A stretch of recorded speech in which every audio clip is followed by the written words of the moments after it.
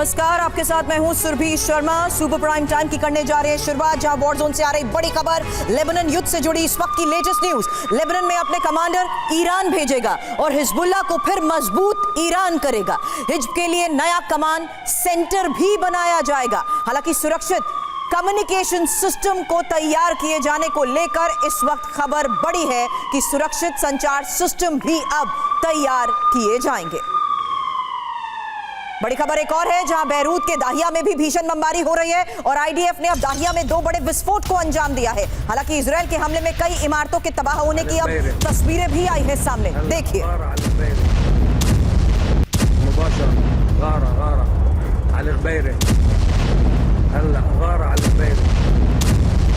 IDF ने अब दाहिया में 2 बड़े विस्फोट को अंजाम दिया है। ये बैरूत के इलाके की वो तस्वीर है जहां एक बार फिर से भीषण बमबारी हुई है।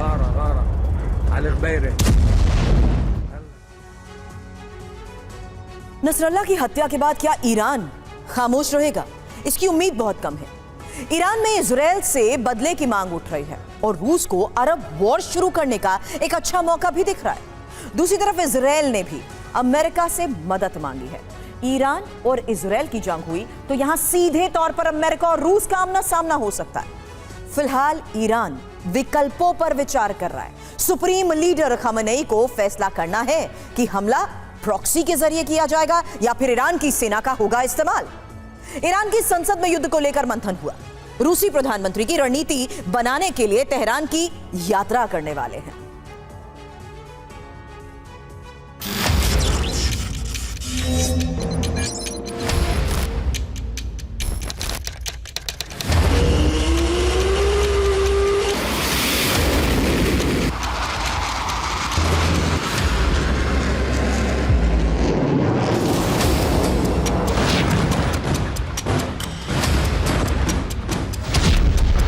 इन धमाकों का बदला कैसा होगा?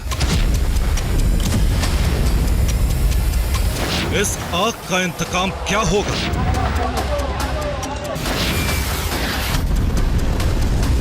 नसरल्लाह को खोने के बाद ईरान इजराइल का सुकून छीनने के लिए क्या क्या कर सकता है?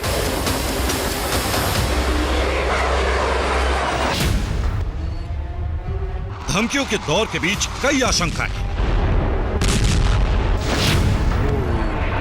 दोनों तरफ की तैयारियां कई देशों को डरा रही हैं।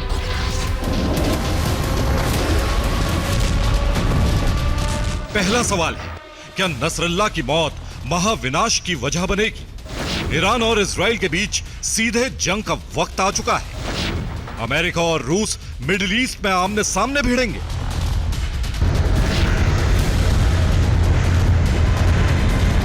ऐसी आशंकाएं इसलिए क्योंकि हथियार और ताकत के मामले में अब इजराइल और ईरान में कोई फासला नहीं।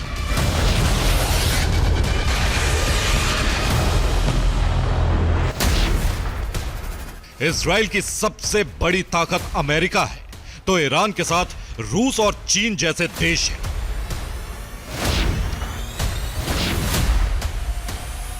एक बड़े संघर्ष से पहले मुलाकातों और बैठकों का दौर शुरू हो गया है।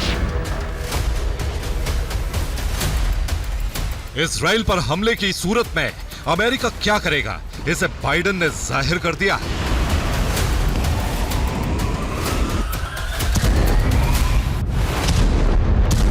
बाइडेन ने नसरल्लाह की मौत पीड़ितों के लिए इंसाफ है बताया है और कहा है कि हिजबुल्लाह, हमास, हूती और ईरान समर्थित किसी भी आतंकवादी समूहों के खिलाफ इजराइल के एक्शन का अमेरिका पूरी तरह से समर्थन करता है।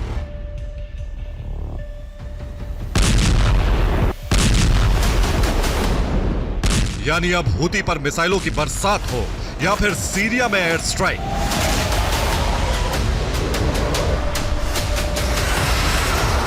या फिर लेबनान पर दर्जनों बार हिजबुल्लाह के ठिकानों पर प्रहार, अमेरिका हर समय इजराइल के साथ है।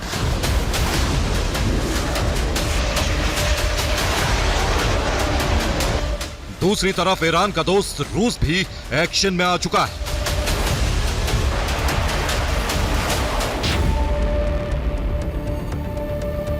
रूस ईरान का पक्ष ले रहा है तो दूसरी तरफ पुतिन ने अपने दूत को तेहरान भेज दिया है।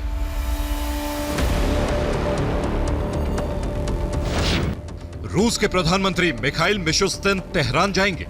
ईरान से आगे की रणनीति पर रूसी पीएम चर्चा करेंगे। रूस ईरान की बैठक में वॉर का प्लान तैयार हो सकता है।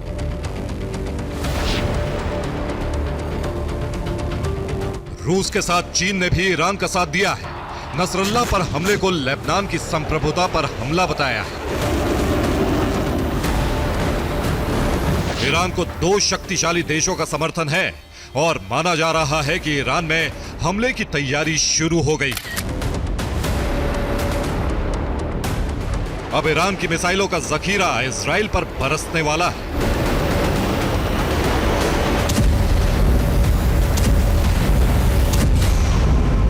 या फिर घातक ड्रोन इजरायली ठिकानों पर गिरेंगे, यह फैसला बाकी है।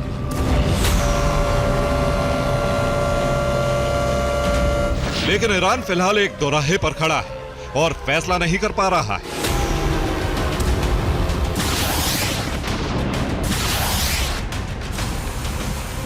पहला विकल्प इजराइल पर सीधे हमले का है और दूसरा विकल्प प्रॉक्सी संगठनों के जरिए इजराइल पर प्रहार का है।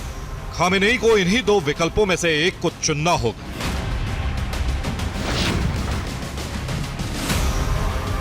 हालांकि ईरान के कुछ लीडर्स इजराइल से सीधी जंग के पक्ष में हैं और इसके अलावा रूस का उकसावा भी है।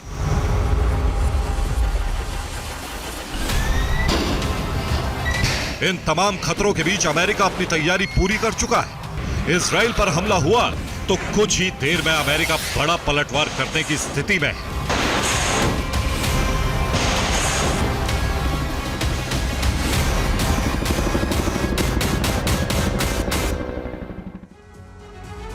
अमेरिका ने मिडिल ईस्ट में किसी भी जंग से निपटने की तैयारी बहुत पहले से ही कर ली थी। पिछले सोमवार को अमेरिका ने अपने एयरक्राफ्ट कैरियर यूएसएस ह्यूमन को मिडिल ईस्ट की तरफ भेजा था और इसके साथ ही 2 डिस्ट्रॉयर और क्रूजर भी युद्धपोत इसमें शामिल रहे। यूएस का एयरक्राफ्ट कैरियर वर्जीनिया से मिडिल ईस्ट के लिए चला था। इसके साथ ही मिसाइल प्रहार करने वाले 3 युद्धपोत। माना यही जा रहा है कि ये इजराइल के करीब ही गश्त लगाएंगे। और इसके अलावा अमेरिका का यूएसएस अब्राहम लिंकन भी ओमान की खाड़ी में है। यह भी इजराइल की सुरक्षा के लिए ही किया गया है। मिडिल ईस्ट में 2 अमेरिकी एयरक्राफ्ट कैरियर मौजूद हैं। दोनों पर दर्जनों फाइटर जेट तैनात हैं। बेड़े में कई मिसाइल कैरियर भी हैं। अनुमान के मुताबिक मिडिल ईस्ट में इस वक्त अमेरिका के 40,000 सैनिक मौजूद हैं। 12 युद्धपोत भी मिडिल ईस्ट में ही हैं। 4 लड़ाकू जेट स्क्वाड्रन की तैनाती है और एक अमेरिकी पनडुब्बी भी इसी इलाके में महीनों से मौजूद है।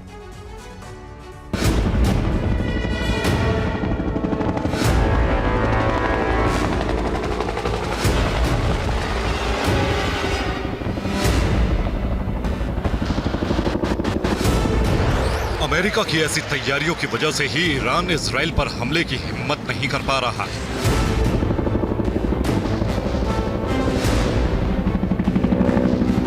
लेकिन पुतिन चाहते हैं कि अमेरिका मिडिल ईस्ट में भी युद्ध में शामिल हो।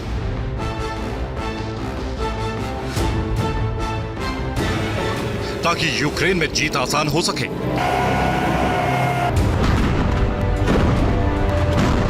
अब इजराइल को ही लगातार अमेरिका को हथियारों की सप्लाई करनी पड़ रही है।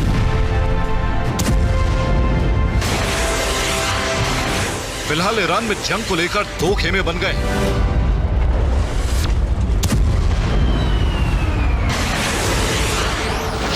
ईरान का कट्टरवादी गुट इजराइल पर हमले की मांग कर रहा है, लेकिन ईरान के नए राष्ट्रपति का गुट संयम बरतने की नसीहत दे रहा है। ईरान का कट्टरवादी गुट मिसाइल प्रहार की गुजारिश कर रहा है, जबकि राष्ट्रपति नेतन्याहू के जाल में फंसने से बचना चाहते हैं।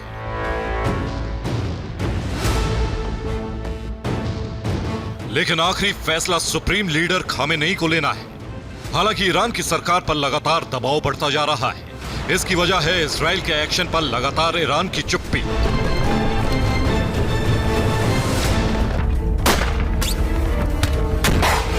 ईरान ने इस्माइल हानिया की मौत का बदला नहीं लिया। फवाद शुक्र की मौत का बदला भी अभी बाकी है। प्रॉक्सी संगठनों में ईरान को लेकर नाराजगी बढ़ रही है।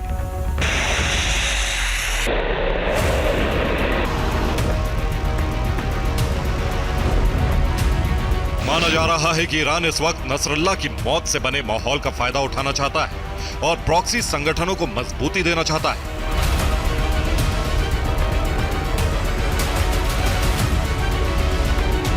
हिजबुल्लाह के नेतृत्व पर फैसला होते ही इजराइल पर हमले का एक्शन शुरू हो सकता है।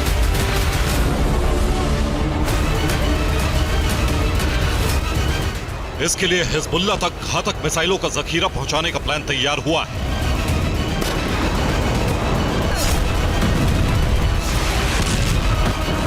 सीरिया में ईरान के घातक हथियार पहुंचाए जाएंगे। हूती को भी हमले की जिम्मेदारी सौंपी गई। बड़े नेता के बदले बड़े नेता को टारगेट करने का प्लान है।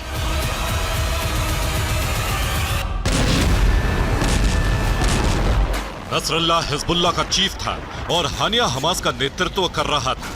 इसलिए अब इजराइल के पीएम नेतन्याहू या फिर किसी मंत्री को टारगेट करने का अभियान छेड़ा जा सकता है। सरकारी इमारतों और सेना के मुख्यालयों को भी हिजबुल्लाह और हूती मिसाइलों से टारगेट करने की कोशिश करेगा। यही वजह है कि इजराइल में जल्द अमेरिका से एयर डिफेंस की मिसाइलें भेजी जा रही हैं।